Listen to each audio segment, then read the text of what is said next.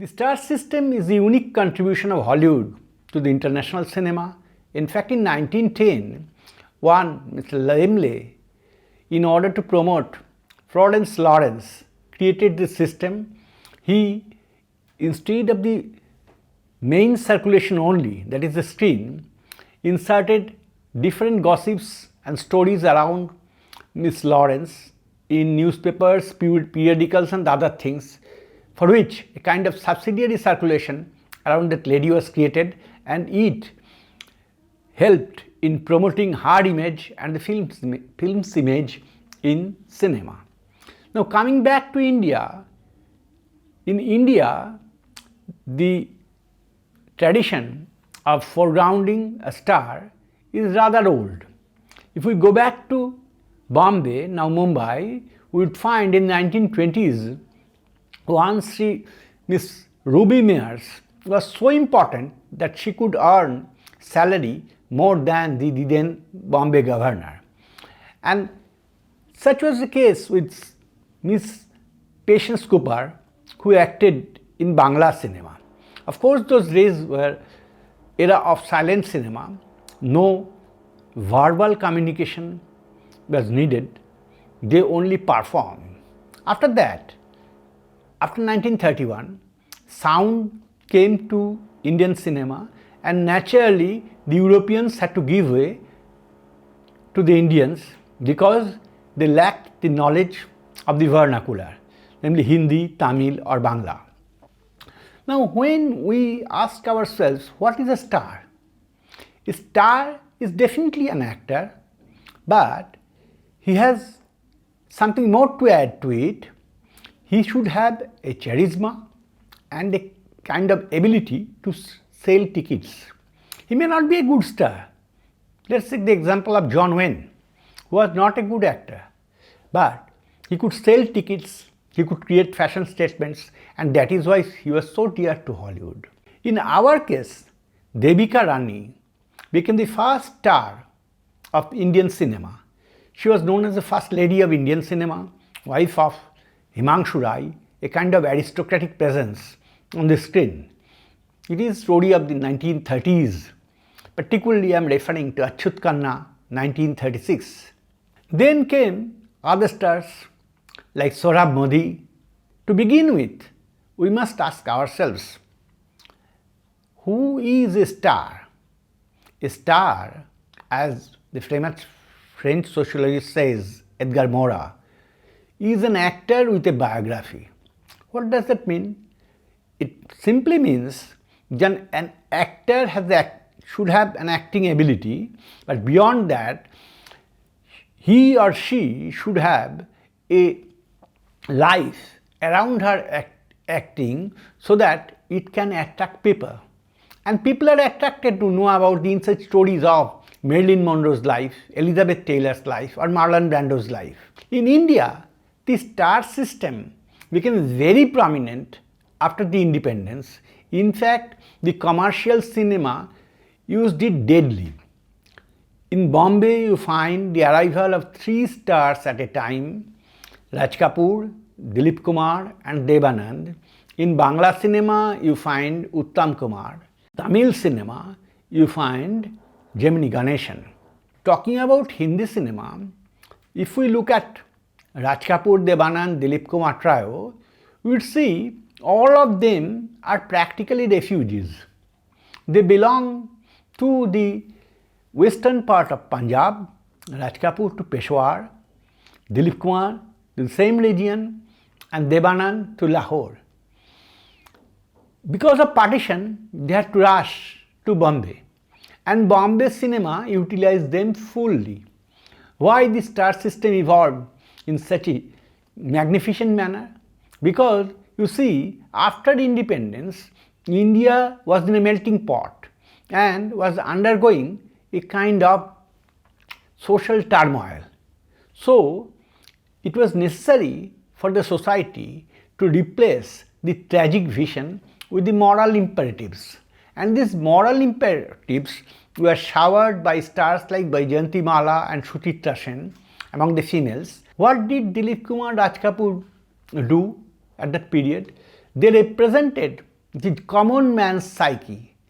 They represented a kind of rural to urban transfer, say Awara. It became hugely popular, so much so that with the first expedition of space, it went with the Russian rocket, a copy of Awara. Now, Awara Hu became almost like a national anthem in Soviet Union and Iran. And in India, everybody had Awara Hu in his or her lips. Then came Pyar Hua, Ikrar Hua, Sichar Shabis and other films. Jis Desh Mein Ganga Bahati Hai. You would note that Raj Kapoor defended and represented a kind of Nehruvian socialism. He undertook a kind of nation building project, and in his films, particularly his films of the 50s, time and again wanted to prove that despite our poverty and despite our background, we can situate ourselves within the general development process. Raj Kapoor in later years became a showman. He was more interested in producing films rather than acting in films, and in his films he could produce so many stars. Even in 1971, in the heyday of later period Bombay cinema, we are astonished to note that he could bring in Dimple Kapadia as Bobby, or later years Mandakini in Ram Teri Ganga Maili, and these things could sell tickets. His soft use of sexual and erotic imageries and his apparently innocent presence of the male character could overwhelm the audience. Such is the case with Dilip Kumar. Dilip Kumar, the leading star of Bombay cinema, with Aag, Andaz and other films like Devdas, Mughal Azam, could project the internal turmoil of the people. In fact, when is the moment of melodrama? Melodrama is the moment when our external actions needed to be internalized, and that is why our acting mode, our dialogue delivery, all of them got a kind of special underlining, kind of separate emphasis, and Dilip Kumar represented that moment of unrest. In Devdas said, he became a kind of hero who suffered silently and tried to escape from life, but ultimately he could establish the essence of living. That was it. And in Mughal Azam, he could bring forward the secular values of our constitution. It's apparently a love story, a fictitious love story between the prince and the street girl, between Prince Salim and Anarkali. In this Dilip Kumar Madhubala love story, Dilip Kumar could project the all-powerful Indian Mughal Empire as a servant of the Indian people, and the emotion of love, a newly gained human sentiment, which was not possible there in feudal atmosphere, was so prominent in the film that people all over India liked it very much. And then we can refer to Devanand, who is definitely different from Dilip Kumar and Raj Kapoor, and represented a kind of flamboyant youth, a kind of deviation from the set norms of society, and that is why he was liked by the later generations in Bombay and elsewhere, who were matured, who were somewhat matured after independence. If we go back to Kolkata, we would see someone called Uttam Kumar becoming hugely popular with the Bengali audience. Why? He was not good looking in the sense Dilip Kumar or Raj Kapoor were good looking people, and also Devanand. He was a commoner, Uttam Kumar, but he could prove to people that despite partition and our relative poverty and uncertainty, he is a solution to all our anguish, and within our fallen moments, he has the ability to win over even a rich man's daughter. He is a common man, the next door neighbor, raised to the innate power of potential, and that is why people believed in him. Herbert Marcuse, the famous American sociologist and philosopher, says that a star must act as a kind of social sink, and all these fellows, Dilip Kumar, Devanand, Raj Kapoor or Uttam Kumar and Shivaji Ganeshan, they act as a kind of social fellow, acted as a kind of social presence which could stabilize the upheavals and the ups and downs of societal progress. And they had charisma. They could believe that it is their godlike presence which can act as a panacea to every social problems. The same thing with the girls, with Baijanti Mala and Suchitra Sen, that they apparently, like Brigitte Bardot and Marilyn Monroe, could promise a kind of relative freedom unavailable in a feudal society for the general women community. They came out from their household, they fell in love, and they had the ability to choose. This question of choice is very important in a relatively backward society, and that is why these people got immense prominence. In fact, in India, cinemas were run in the name of the stars. Dilip Kumar or Suchitra Sen were more important than their directors. If we look at the star system is more handy manual for the people.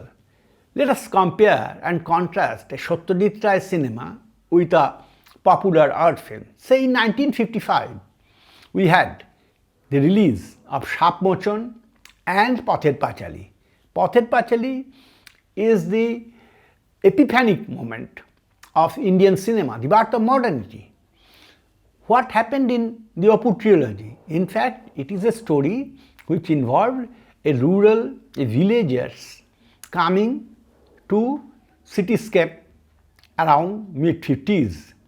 Apurva Kumar landed in Kolkata in 1956. The same was the case with Uttam Kumar, who came from the villages on screen in 1955. And he is winning over the rough urban situation, was a kind of warranty to the people that it is possible to stabilize the apparently unstable social situation. The relatively unknown city, full of inhuman structures and formal behaviors, could be understood using some cultural inputs, and these cultural inputs were given by people like these persons. If we move still further, in the 60s, we find Soumitra Chattopadhyay in Bangla and say Shammi Kapoor in Mumbai. If we look at Shammi Kapoor, what do we find? Basically, he is a kind of idiosyncratic fellow, indicating a kind of challenge to the established norms of institution. In Kashmir Ki Kali at Jangli, he behaved in a manner which was much desired. It was beyond the formal cold atmosphere of feudal family and a kind of democratic socialist government, and that is why he became immensely popular with Rafi's son in the background. And in Kolkata, you find a regeneration of 19th century values with the arrival of Soumitra Chattopadhyay, who first appeared in 1959 film of Satyajit Ray, The Family of Apu's Sangsar. He could offer the image of a male archetype in trouble, but showing the possibility to cover up the disturbed areas. Subsequently, from the 70s, the situation underwent a change. Though we had Rajesh Khanna, till then Bombay preferred good-looking and smart young men as heroes. But after that, right from the 70s, from Diwar, Sholay, and Janjeer, we found unruly and apparently ill-dressed men as driver of the social situation. I am referring to the great Amitabh Bachchan. Amitabh Bachchan syndrome began from the 70s because the 70s were the period when the ruling parliamentary system showed bits of cracks and fissures. The stars influence people's lives like anything. We can go back to some simple stories. Say, Mughal Azam, Dilip Kumar in love with Madhubala. On the screen, Salim in love with Anarkali. And in real life, Dilip Kumar in love with Madhubala. This romantic sensation became so popular that offering a rose to Salim became a kind of fashion statement during the spring in Delhi and Bombay.